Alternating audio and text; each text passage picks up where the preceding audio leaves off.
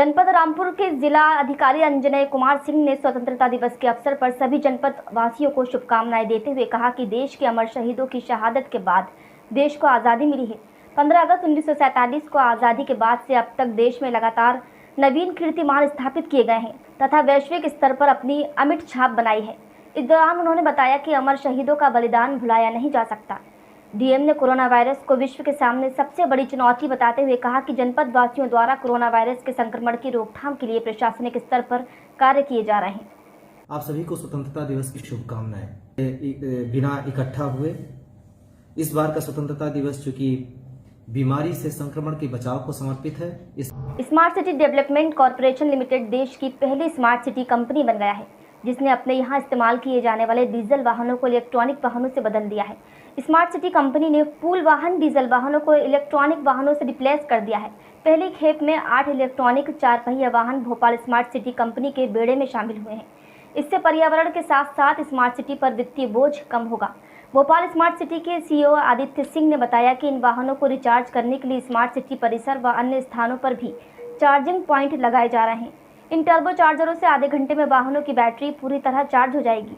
वाहन full charge होने पर एक बार में 100 से 150 किलोमीटर तक की दूरी तय कर सकता है। ये सारे वाहन जीरो कार्बन उत्सर्जन वाले हैं। इन वाहनों से किसी भी तरह का वायु व ध्वनि प्रदूषण नहीं होगा। वाहनों का शुक्रवार को कलेक्टर अविनाश लवानिया और स्मार्ट सिटी कंपनी के चेयरमैन ने अवलोकन किया। भोपाल स्मार्ट सिटी ने EESL के माध्यम से 8 ई-व्हीकल्स का यूज़ चालू किया है।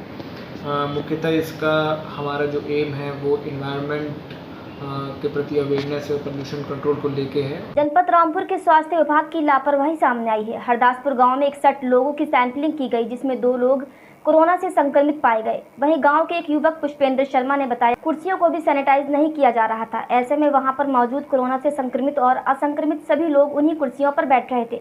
पुष्पेंद्र शर्मा ने मीडिया को बताया कि कोरोना वायरस से संक्रमित लोग निकलने के बावजूद भी गलियों को सैनिटाइज नहीं किया गया और न ही गलियों में बैरिकेडिंग की गई है। ऐसे में कोरोना वायरस का खतरा और भी बढ़ जाता है। अब सवाल यह है कि स्वास्थ्य विभाग के इस आलम से न जाने और कितने लोग कोरोना की चपेट में आ जाएंगे। तो इसमें उसी कुर्सी पर कोरोना वाले बैठ रहे हैं। जांच के लिए सभी लोगों को उसी कुर्सी एक ही कुर्सी बिठा लगाया है।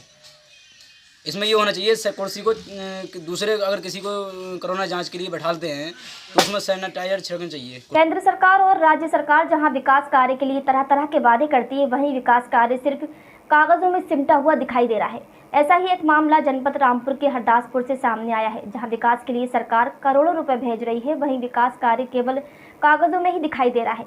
गांव के लोगों का आरोप है कि ग्राम पंचायत हरदासपुर का सरपंच लीलाधर लोगों की समस्याओं को नहीं सुनता। हरदासपुर गांव शौचालय मुक्त है, लेकिन इसके अंदर का नज़ारा कुछ और ही है, जहां चंद लोगों के शौचालय ही बने हैं और कितने गरीब असहाय लोगों के शौचालय अभी तक नहीं बने। नालियां भी पूरी तरह से ध्वस्त हैं। इसके बाद भी विकासखंड मिलक के अधिकारी कहते हैं कि हरदासपुर में विकास की कोई कमी नहीं है। तो कहने है कि हमारे जानवर परेशान है, हम परेशान है, निकलने को दिक्कत है हमें। और आज तक इस पे कोई रास्ते पे कोई कार्य नहीं हुआ है। मर गए, कितने लैटरिंग खाई गए सब, आज तक लैटरिंग तक ना बन पाई। जहाँ की तहाँ पेंटिंग में काम पड़ जाता है, देखे आए और चले गए। बुलेटिन में फिलहाल इतना ही। ताज़ा खबरों के लिए बने रहिए न्यूज़।